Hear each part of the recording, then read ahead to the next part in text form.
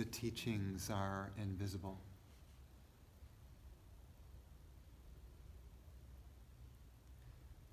We learn a lot of intellectual knowledge about spirituality, love, compassion, joy, peace. We read books. And then we come to a gathering in which we actually have an opportunity to feel the essence of these virtues that we read about. That we can open up to the living reality of these virtues inside, because they're all there, waiting to awaken. And you know what blocks all those beautiful virtues? Love, peace, joy, excitement, just eagerness just to live. What blocks us? Yeah. You know, those are what I call energies in our system. Some people call it darkness. If that's what you want to call it, you can. But like somehow there are these clouds that clog our whole subtle, I call it subtle system. Because you have a subtle system. Not only do you have a bunch of veins and arteries and a physical heart and all that stuff, but you have what they call nadis, or energy channels that run thousands and thousands, all running. And you also have an esoteric heart, call it a subtle heart or an energy heart. Chakra, a spinning wheel. The thing is that most people are not looking at the energetics. Think, well, I want to emotionally become more loving. Emotion is just the tip of the iceberg. Love is a presence that occurs when you unclog all the subtle nadis that are running through your system, when you awaken your chakra or your chakras, when you clear those centers, then the presence of love comes, and then the natural emotion of love will occur. But we forget to do the energy clearing. We just think, if I'm loving enough, and if I just think enough loving thoughts, then it will change. Maybe to some degree, but that's an uphill battle to try to change all your thoughts. Who does that, really? That's a tough thing to do. So why not sit in the presence of a gathering that's meant to clear all your channels so that the presence of love can come spontaneously. And then your actions will reflect love. Your thoughts will reflect love. Your emotions will reflect love. Your whole being will start to run according to the presence of love. The presence of love takes you over. Some people would say the Holy Spirit has taken you over. That's why we're here.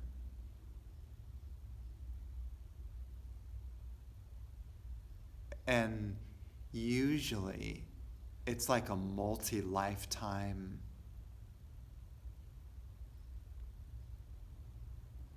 practice and intention and way of life. I know personally that I've been working on this inner transformation for many lifetimes already. Thousands. Working hard to kind of reverse all the negativity that I put on myself from all the previous past lives where I committed every sin that you can think of. We all have. We all have. We just don't remember those lifetimes. But so all of those sins get piled onto my energetic system and close down the expression and the presence of love. So this gathering reverses all that. It pushes out the darkness so that the presence can arise. So I'm just kind of repeating myself, but I'm really trying to make an important point that this is crucial if you really want to transform your being deeply. And I'm very much interested in that. I want to release this caged bird, which is the soul. And it's been caged for so long in pain and suffering and hurt that I put on it. I caged it. So then all those previous lifetimes, like, maybe I wanted to, bless you, I wanted to be happy. I wanted to be happy. I wanted to have a nice life, and yet life was kind of a drag. I tried hard to be happy, but then, this circumstance and this responsibility and this issue would just start to pile up, and then, I walk around like this. Have you ever seen London? We've gone to London before and walked down the streets in London. Many people, kind of a forlorn look. It's not happy. I don't want to be like that. I want to break out of that. Maybe the rest of the planet would like to continue walking with their heads down and not smiling. But I don't want to live like that. So I'm going to put all my focus on the inner transformation. Some people might say finding the inner Christ. That's what my life is about. Now, whether the physical world goes the way I want it or not, that's another thing. It could or it couldn't. That's okay. The point being is, can I be happy in the ups and downs of life? So if I'm down because of something, some calamity or something, my house burns down or something, can I say to myself, maybe this is a good thing. Maybe the universe really wanted me to move on to a new place. Maybe the energy in that house really wasn't conducive to my growth. Maybe I'm really meant to go to a new and another place that will support me in a better way. You see how I'm turning my thinking around instead of saying it's such a tragic circumstance and I'm now going to be sad for the rest of my life. How is this actually helpful for my soul to arise? Because it is guaranteed that whatever situation the universe puts you in, that is absolutely meant for your greatest good. My dad always said, look for the good in everything because you're going to find exactly what you're looking for. Yeah. And really, yeah, you're right about that. That's just... But to have that belief system, Oh, yeah. like to have the belief system that everything that's happening to me is for my greater good. Do you know how much better your life would be just by having that philosophy? And some people say, well, you're delusional, if one of your daughters or your sons died, how could you say that that's possibly for my greater good? How do we know the greater picture of why that son or daughter died? There's something way more profound going on where we do not know the whole picture. Maybe that person's destiny was like, oh, I'm done with this lifetime and there's another lifetime that I need to get to because I have a very specific goal in mind for my evolution. So I'm destined to die at this time and I chose that time. And meanwhile, the parent is crying and weeping and so sad but all along that was meant to be for the greater good. The parent just doesn't know that and may be stuck in grief for decades because that happened, simply because they can't see the greater good of why that actually happened. See, that can be a trap, right? And what a sad thing. Not the death of the child, but the parent that's left bereft and forlorn and upset for the next decade. What a tragedy for that person. Because they couldn't process it. They couldn't see the good of why that happened. This is hard to do.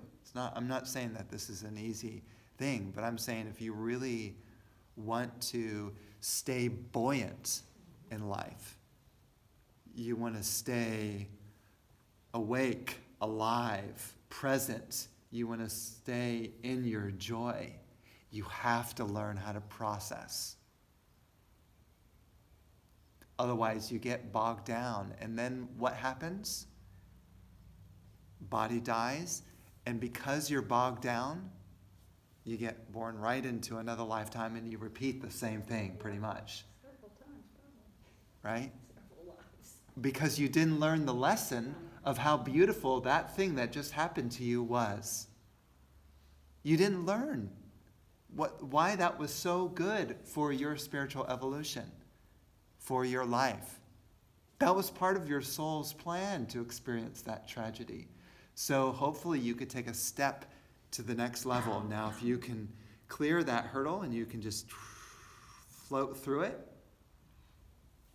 now you learn something. Then, okay, the universe says, great. Now let's take your next lesson. And I'm going to give this challenge to you. Now let's see if you can keep yourself buoyant in the next situation. That's what life is all about. It keeps happening and happening until we have purified ourselves to such a degree that we become this shining jewel where we are okay with anything that God presents us with. That life never gets us down again. Now, we may cry over a lost loved one or something, but it's like a cloud. You know, the enlightened being is just like, it's a cloud of grief that comes and goes. It's not something that sits in an enlightened being for years. Does the sky hold on to the clouds and say, these are my clouds? Does the sky do that? So why can't we be like the sky? Instead of owning so much. Even, I'll go back to the children example. We own you said, this is my child, and so I'm grieving over my child. Who said it was your child? Who owns a child? You can't own someone. They interact with you for a little bit because of karmic reasons, because you attracted them into your life. Then they pass on, and then they go on to the next family and the next life. They're not yours. But we weep for years at the coming and going of people in our life. This is the nature of this shifting reality. It's constantly moving and changing. The moment that we hold on to something and say, this is mine, that's the suffering train. We just got on the train of suffering when we say, this is mine.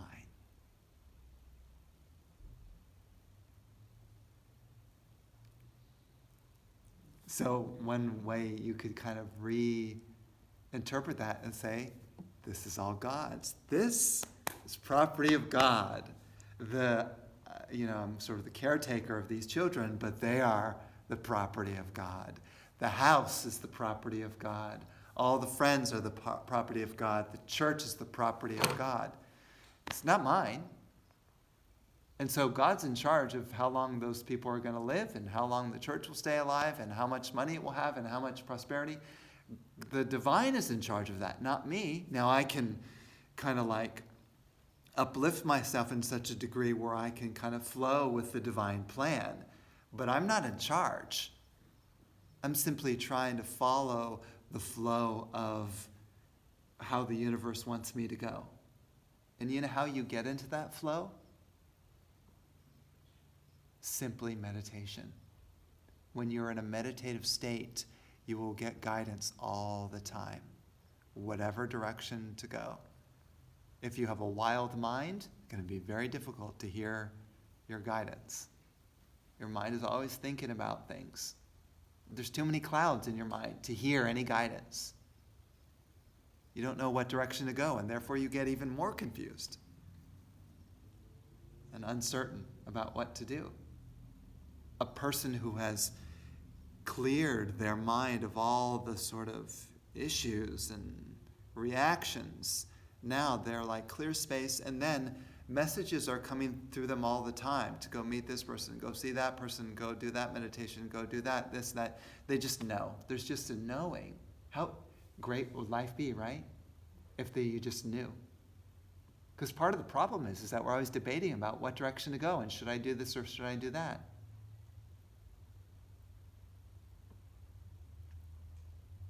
That's frustrating, because then we're always insecure. What might happen if I do this? What if you just, this is what I'm doing. I know the guidance. There's no debate about it. Absolute clarity. What a gift. People would love to have absolute clarity. So you get still in your meditation and all the answers just come. You can call that inspiration. I was talking kind of about inspiration before in the talk. Inspiration is in that stillness, you just know what to say. You know what to do. It's coming from a place of spaciousness. It's coming from the universe. All your actions are coming from the universe, not from you. The you is so tiny. It's only programmed with its own little agendas about what might make it comfortable or happy. Very limited, don't you think? If your whole life is based upon what's going to make me comfortable and happy, then you're always calculating. You can't be aligned with the divine when you're always thinking in terms of comfort zone. Comfort zone is a very small bubble. And the universe is not going to always give you your comfort zone anyway. It's going to throw things at you. Like I said, let me burn your house down. Let me steal your bank account. Let me get one of your family members upset at you so they never talk to you again. The universe does those kind of things. So then why can't I expand my comfort zone to be okay if my relative never talks to me again? So be it. God's will. That relative never wants to speak to me again, even though I love them dearly. I free them like the caged bird. I free them. You're okay to go live your life. You are free. Let me not contain you and make you do what I want you to do. I want you to be free. This sort of unchained heart.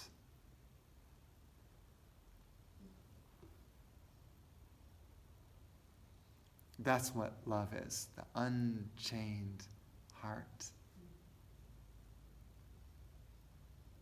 I don't have to be embarrassed of who I am or insecure or this person might, I've had this issue of wanting people to like me. So then I could find myself saying things, hoping that the person will be pleased. Pleasing people pleaser. That's not in alignment with the divine guidance. That's in alignment with my insecurity, that's saying I hope that they'll be pleased so then I can be happy. Guaranteed, not everyone is going to be pleased with me. Guaranteed, people are going to not agree with what I'm saying or even put it down and say, God, you messed up. I don't believe anything you said. I don't expect it. I'm just kind of spontaneously talking and sharing. I'm not really but I might feel hurt if someone comes up to me afterwards and says, oh, Brian, that was, I didn't agree with this, I didn't agree with this, and I might feel shaken for a little while. And then, you know what I do? I think back and I say, thank you. I don't say this directly to them, but in my mind I say, thank you for saying that. I didn't know I was insecure in this way. That I was so concerned about how you think or how you feel or how you're judging me. I didn't know I was so worried about that. Let me release this. Let me unburden myself of the worry about what others are thinking about me. Why? I just want to be myself. I really don't want to live a life where I'm always worried about pleasing people. I just want to be a spontaneous self and allow people to be miserable if they want to be unhappy about what I'm saying, that's okay. But I can still be in my space of love and joy and appreciate that they're even causing me reaction. Thank you. Right? That's a gratitude. So I'm not just thankful for all the things that go right in my comfort zone that say, yes, I did this and I made it, and this happened according to how, because usually gratitude happens when you say that be grateful for the things that have gone right in your life. No one is saying, no, I'm grateful that my house burned down, and I'm grateful that my family is not speaking to me now, and I'm grateful that there are weeds growing in the garden. Like, no one says that great gratitude list. And yet, why couldn't you? Why couldn't you go out and look at the weeds in your garden and say, thank you, weeds. I appreciate you. You're part of nature, too. I'm sorry that people have to call you weeds. Why don't we just call you like a tourist plant?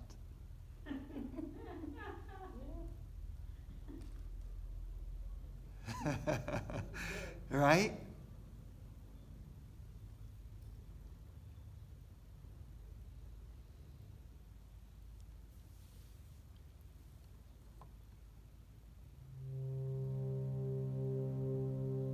So let's chant another mantra to invoke the presence of love. Since I think that was supposed to be the subject of this gathering, I think. It's so funny that I forget even what are we talking about? So I believe it's the awakening of the heart is the title of our gathering. So we'll just go with that. So let's sing Purnam Premam Anandam. Now I'll test you. This is a quiz. A quiz in spiritual class. It sounds really funny, a quiz. So what does Purnam mean?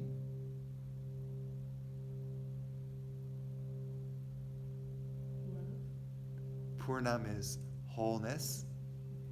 Good. See, and I like that she speaks anyway. It's like it's amazing. A person has an ability to say something even if they could be incorrect or not. It doesn't matter. Like, you know why a lot of people don't participate? They're afraid. They're afraid of others judging them for getting the answer wrong. That's insecurity. Could you imagine the freedom if you could just say an answer and blurt it out in front of 100 people and be totally wrong? And then just kind of like laugh at yourself? That's huge. Almost everyone is caught in their insecurity in a group dynamic. Everyone is thinking, what is everyone else thinking? And I don't want to put myself out there, and I don't want to participate because then I might be wrong and I might be embarrassed. We lose so much freedom out of that. We're trapped. That's why I'm saying, uncage the bird. Because that bird is trapped in the embarrassment and the insecurity. So it doesn't want to participate in life. So no one is ever going to get your gifts. Because there'll be that one person that says, thank God she spoke up and said something. At least she said something, And you're going to, and ultimately, like, in my eyes, you become a hero, in my eyes. And why I say that is because I've been under the chains of insecurity for a long time. So I would look up to those people who would speak in spite of everyone's judgments. Plus, the mind is bound to judge anyway. You can't avoid it. Even if you say the right answer, well, if she said it in a weird tone, There's always going to be some other criticism that the mind has. And remember, the mind isn't even you anyway. So here we are worried about all these minds having different opinions of you, and they're not even you. They're not even them. So we're worried about a bunch of ghosts that are totally conditioned to say what's good and bad, and everyone has a different opinion about that. Some may put you on a pedestal, and some may put you down. Who's right? That's why I say ghosts.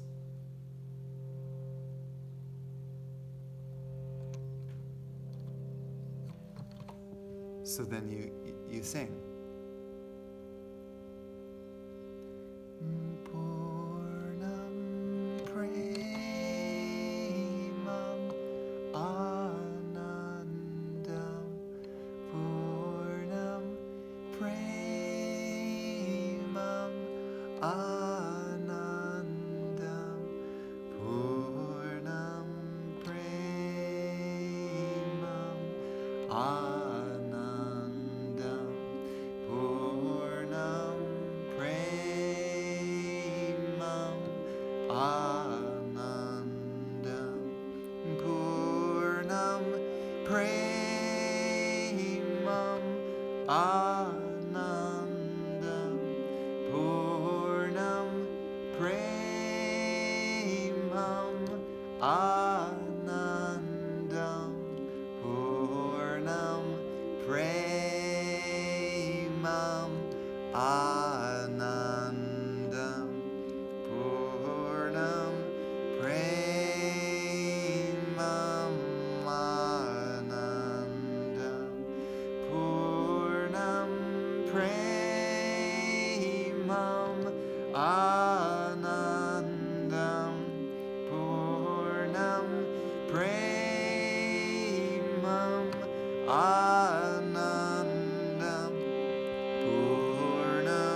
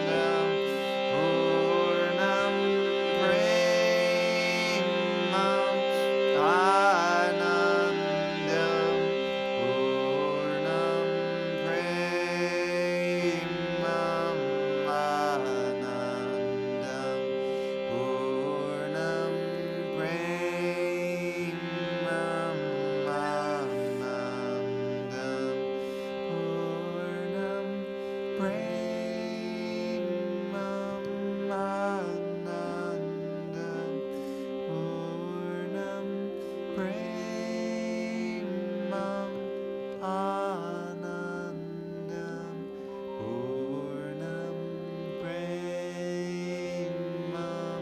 Anandam Purnam Premam Anandam Purnam Premam Anandam Purnam Premam Anandam Purnam Premam Anandam Purnam Premam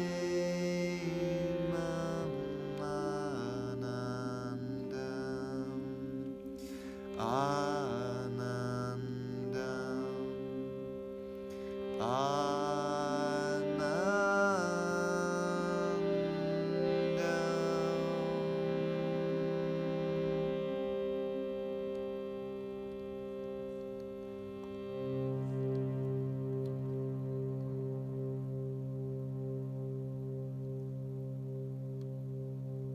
And then now we can take in 11 deep breaths into our heart space, filling our heart with the pure light of that mantra. So just deep breaths. And with each breath, imagining that the light is becoming, or the heart is becoming brighter and brighter.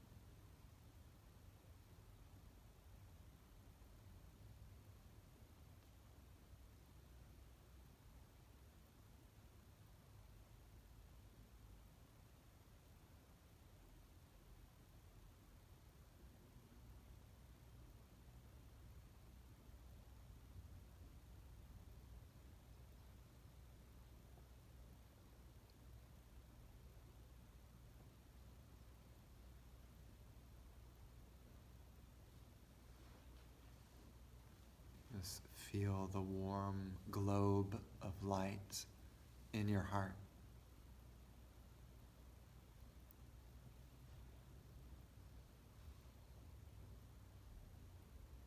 And the light expands to fill your whole chest.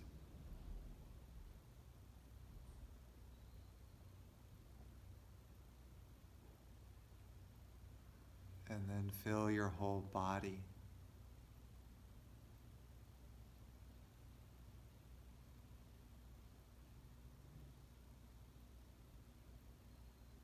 And then the light expands into your aura.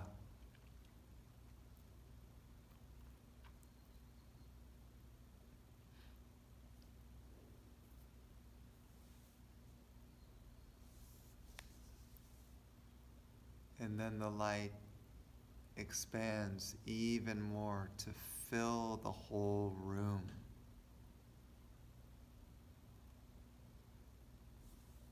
the whole church beaming with this light.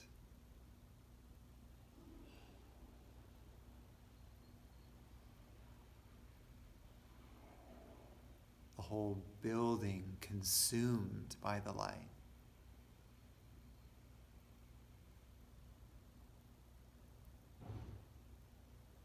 As the light spreads across the city of Bakersfield, through all the streets, through all the buildings, all the trees, all the people, everything gets consumed in this light of the heart.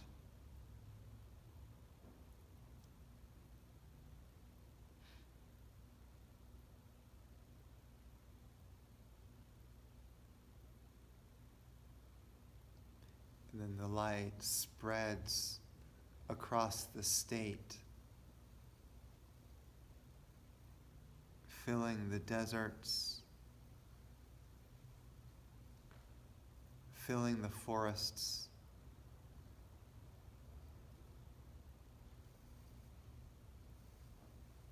piercing through all the mountains,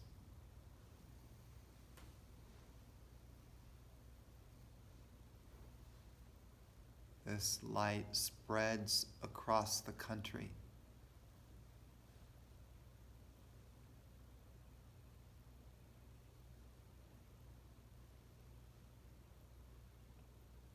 Across the oceans.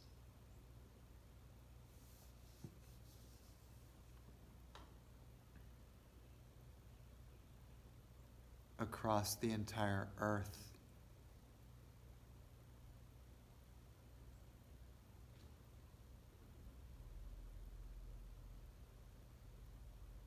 Until all of Mother Earth is consumed by the light,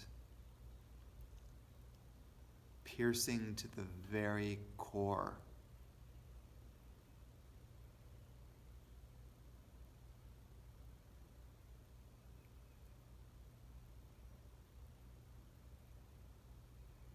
The light spreads into space,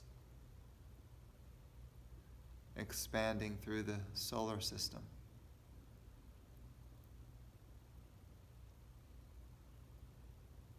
Through the planets, through the sun.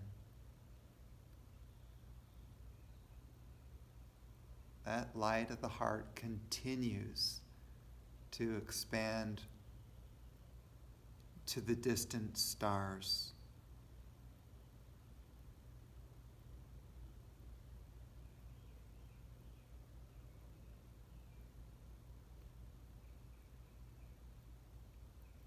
Until the whole Milky Way galaxy is filled with the pure light of the heart.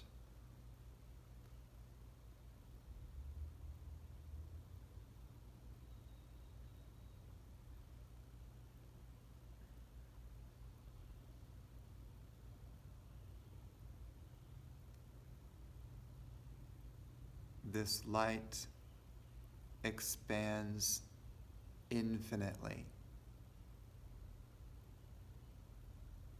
through the universe.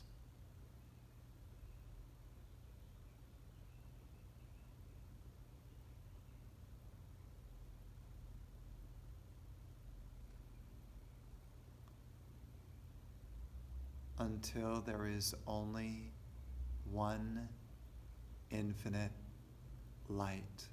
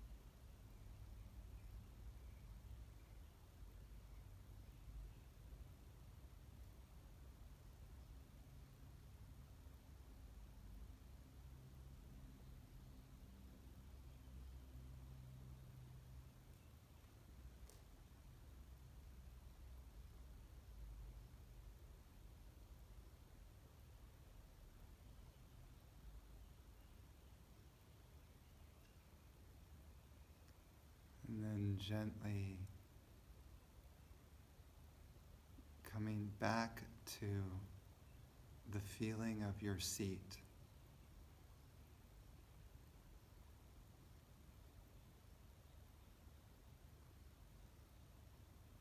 And the experience of the room.